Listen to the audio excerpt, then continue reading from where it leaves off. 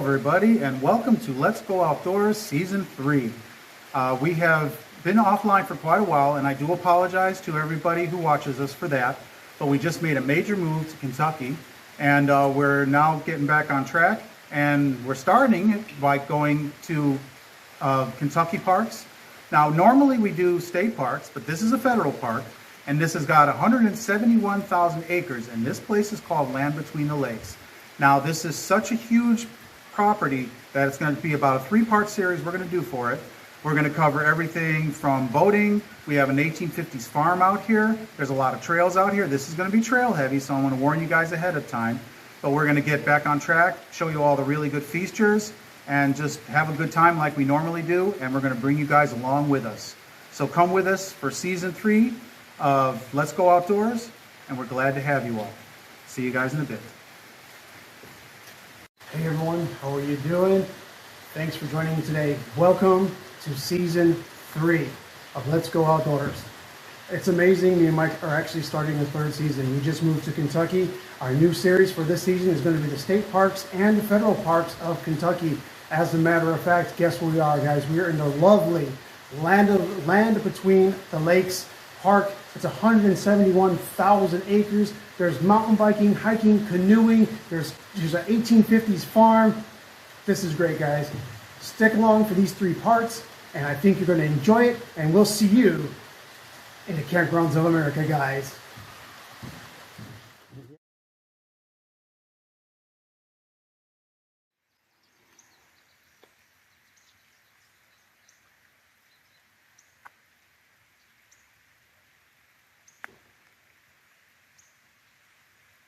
Hey everybody, welcome to Hematite Lake. This is one of the many lakes on Land Between the Lakes that we're going to be exploring in this 3-part series we're working on. This particular lake seems to be popular for sunfish fishing. As for sunfish, I'm going to put a picture just below. You'll see it right here. That's going to show you what a sunfish looks like. Apparently they do have daily limits, but it's 8 and 10, so they can do a lot of fishing in this lake. Now, if you guys remember from our Indiana series, we do a lot of parks that have lakes. This happens to be one of them, and these lakes are dammed. We have a dam that blocks it. You can see we're right up at the dam right here, and on the other side would be the spillway.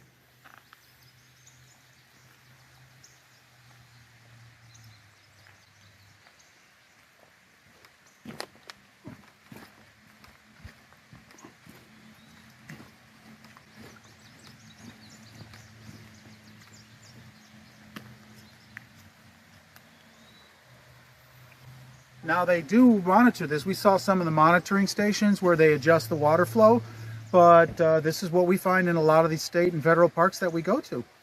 Anyway, I'm going to give it to David, and he's got a couple more things to say.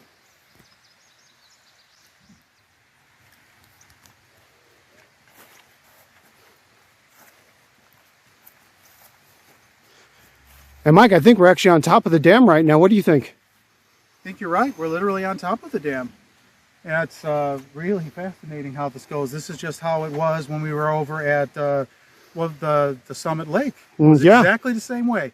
So you got a bunch of land up on top of it, bermed up from the bottom, right next to the spillway. And see, again, there's the spillway again, guys, that I kind of gave you a shot a little bit earlier. So that's where it overflows.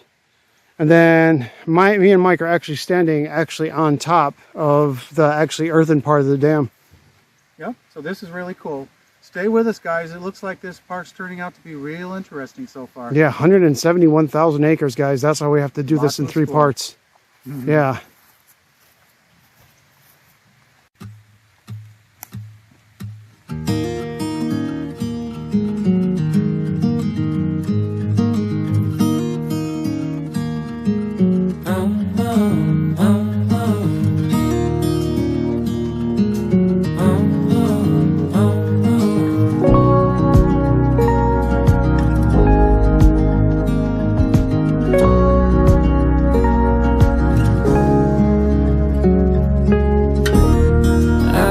Like a wild man, sleeping like a child.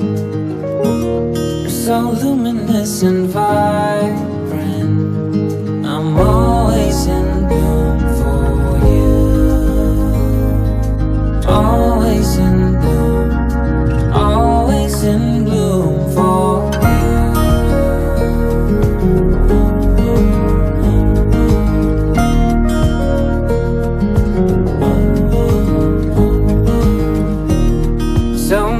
times I've stranded, a castaway on an unknown shore. Although a stranger in this continent, I'm always in bloom for you. Always in bloom. Well, everybody, we've been seeing a lot of these along this trail, and this is what the trail's named out of. This is hematite. It's coming up in the ground all over the place, and everywhere we walk on this particular trail, we see a lot of these stones just laying in the ground, or they're part of a bigger mountain. Not really sure in this area, but yep, this is what the trail's named after, everyone. Everybody, welcome to another interesting feature we found on this hematite trail that we're on currently. If you look over here, we have a nice long plank bridge that was built. Now, I know we've talked about this in our shows before, but if you remember, Franklin Delano Roosevelt in 1933 created the Civilian Conservation Corps, and they helped build a lot of our national and state parks. This is an example of some of the work they would do. At one time, they had 40,000 men that were doing this, went all over the country. And I know we've talked about this before, and this just goes to show how all of this is linked, even to our Indiana shows, everybody. What do you think, Dave? You know, it's amazing how everything that we've done so far in the 3 seasons that we've done this show, we've learned so much history about the presidents, about the Depression, about Indians, and about what happened to the government, what they decided to do. You know, it'd be nice if today they could do like what Teddy did. You know, he basically saw a need for work. He also loved the outdoors with a passion.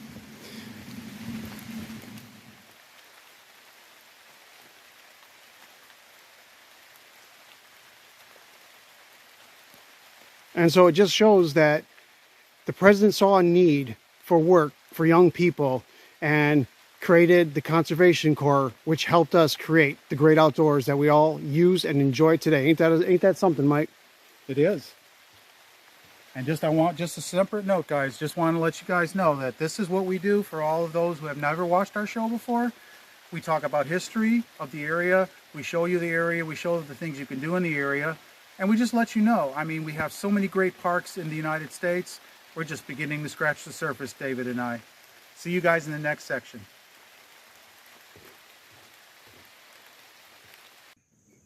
What you see before you is all that is left of an iron furnace that operated here from the 1840s to 1912.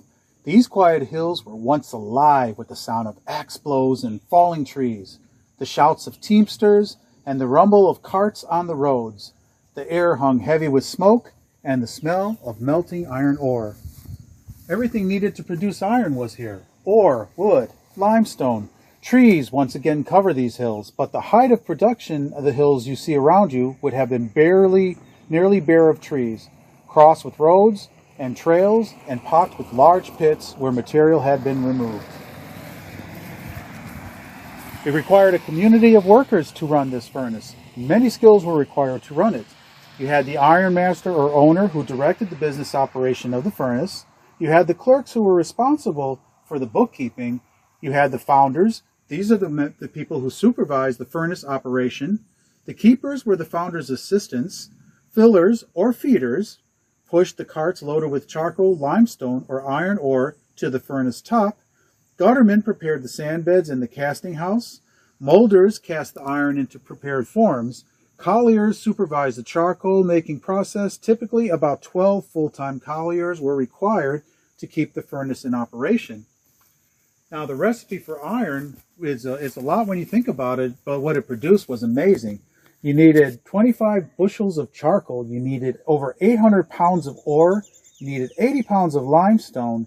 And during a 46-week period, for example, in 1857, this furnace, heretofore known as center furnace, produced 2,140 tons of metal, enough iron to make over 4 million horseshoes. Detritus, nature renewing itself in all the natural ways. And the person who would know a lot about detritus and things would be David. Hey guys. What do you say, Dave? Oh, how's it going, guys? A lot of fallen trees over here, man. Look at that. Isn't it amazing how this tree is just becoming back with the landscape, like they call dust to dust. And so basically, as these trees, if you look behind me, this tree was once a thriving tree. Who knows how many years it might have been around. It might have been around 100 years, 20 years, 10 years, 5 years. Nature can be brutal. It could be unforgiving, unpredictable. Whereas it's good to keep an eye on everything that's around you, because nature is wonderful, and the way we could get our food and the way our land renews itself is from stuff like this tree giving its life for our lives, for other animals that might live off of the wood, like termites and stuff like that. Anytime you go into the woods, guys, think about nature, just how powerful it is. It can also be dangerous to us. So one thing I can always say, I'm always talking about staying hydrated, which is important. But when you're in a situation like this, me and Mike are right now, it's raining pretty good. It's pretty slippery. There's, thunder can happen anytime, and these trees could just come down on us, and boom, you wouldn't even know we were ever alive. So think about it, guys. Next time you see a tree falling, think about how much that tree done to provide you for the essentials to continue to live as a human being. It's pretty weird, I know. But if you just look up the detritus, for example, it just evaporates into the landscape, and it becomes food for other animals, and then the cycle goes on. It grows back again, something grows again, it dies, and then it gives itself back to the land again too. Think about that, guys. I will see you next time.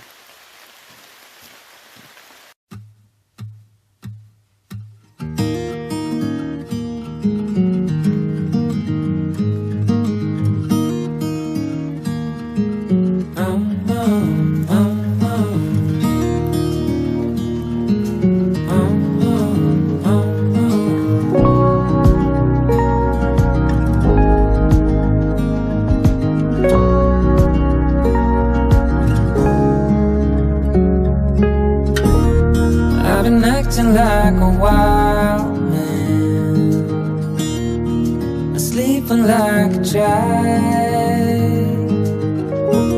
You're so luminous and vibrant. I'm always in bloom for you. Always in bloom. Always in bloom for you.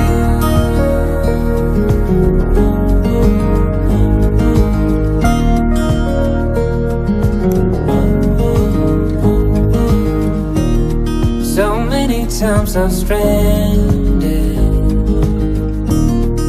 a castaway on unknown shore, although a stranger in this continent, I'm always in.